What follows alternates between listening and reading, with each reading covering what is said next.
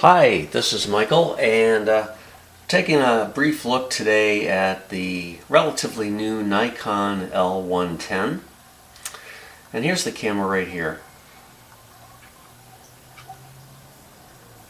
It's a 12.1 megapixel 15x zoom camera capable of taking 720 HD movies.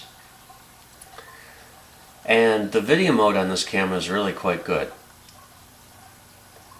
It takes fantastic photos, and it has an amazing macro mode. Now this camera uses 4 AA batteries, and the battery compartment is located at the bottom of the camera. And here's your SD or SDHC card slot. On this side of the camera is the DC in port right here. And the other side of the camera is giving you the HDMI and AV outputs. It's a mini HDMI plug, and then the AV plug here uses the RCA type cables. On the top of the camera is a manually flipped up flash, and the back of the camera has a beautiful 3-inch screen. It's very bright and sharp. In bright light outside it does get washed out a little bit, just like most LCD screens do. Well, this screen actually has a nice anti-glare coating on it, however. I put a scratch shield over it, so of course mine isn't anti-glare anymore. But if you choose not to put an anti-scratch screen over the LCD, it does have a very nice matte finish, so it prevents all this glare that you see here on my camera. The lens cap is manual, of course, and the camera is turned on by using the on-off button right on the top. The lens extends, and that's a nice feature there. However, if you just want to view photos that you have on your camera, a nice feature with this camera is you can just push the playback button here. It'll turn the camera on and start displaying your photos on the screen, but it will not extend the lens. So that's kind of nice, and you can just keep the lens cap on to protect your lens if you want to do it that way. Just to familiarize yourself with the controls on the back of the camera, this is the button that you would push to initiate a movie, to begin recording video.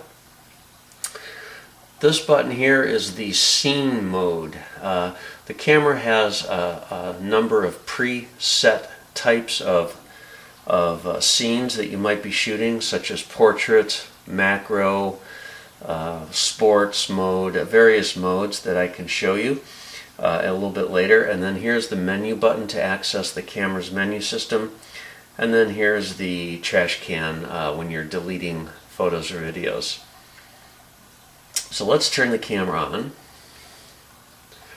and there's your startup screen, and you can actually use that as the startup screen, or you can specify one of your own images as the startup image, or you can actually turn that off completely.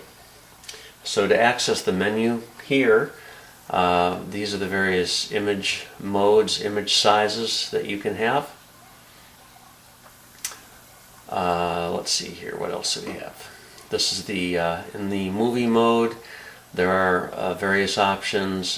This is going to give you the HD 720p VGA or QVGA modes. Autofocus gives you a single autofocus mode or a full-time autofocus. So the single autofocus would be, you would frame your shot, you would depress the shutter button here, it would focus on whatever you're pointed at, and then as you pan your shot, it would not refocus. The full-time autofocus will continuously focus the camera based on what you are pointing the camera at. Sometimes when you're zooming while doing video, that focus will lag a little bit, so the image will slowly come back into focus. Wind noise reduction. The microphone is located up here. It is a stereo microphone. Actually has pretty good stereo separation, but I think the microphone is a little weak, and the sound quality that comes out of that is not the best. But it does have a wind noise filter, which you can turn on or off.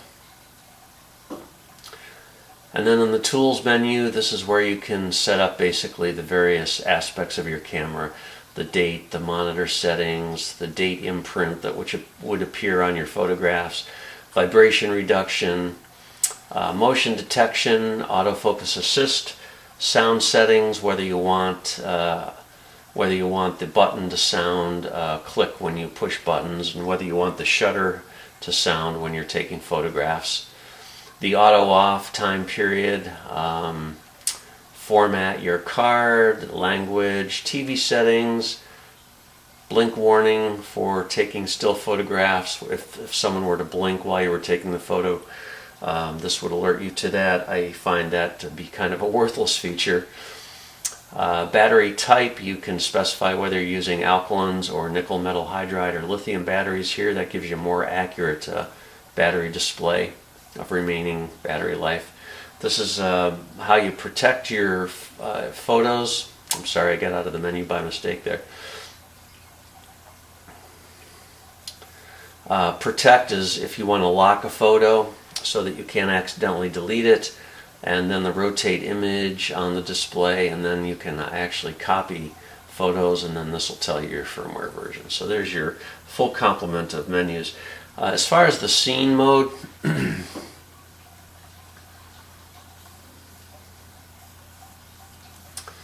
this is the menu for the scene modes. You have the easy auto mode, which is basically photograph for dummies. You just point and shoot in this mode and it'll figure everything else out. These are the various scene modes that you have. Close-up, food, museum, copy, backlight, panorama assist, portrait, landscape, night portrait, party or indoors, beach or snow, sunset, dusk or dawn, and night landscape. Basically, each of these presets will set the shutter speed, the ISO, and the aperture to the what supposedly would be the ideal settings for that particular mode. This camera does not really have any manual settings per se, so that's to circumvent that limitation. Smart Portrait Mode, Sport Continuous Mode, which shoots a rapid series of shots at a lower resolution, but it does help you get action shots that normally would be extremely difficult to get unless you had a much higher end camera. And then this is the auto mode. So that's about it. The camera works very well. I think it's wonderful. It has a very excellent macro mode, and the screen is great. It's got a nice feel in the hand. The grip is kind of a rubbery feeling, and then there's this little rough area here, so your hand really grips on there nicely. Little area to place your thumb here. I have a fairly large hand though, and one of the biggest problems I have with this camera is I'm always accidentally hitting this playback button when the camera is off.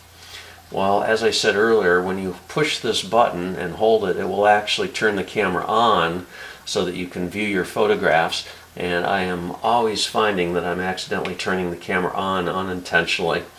But other than that, that's really about my only complaint. Very minor complaint is that the mount for a tripod is not centered right under the lens. Normally on a professional SLR camera, this would be right in line with the lens, but it is not on this camera. It's not a big deal, but just something to be aware of. So that's it. This is the Nikon Coolpix L110. Wonderful camera.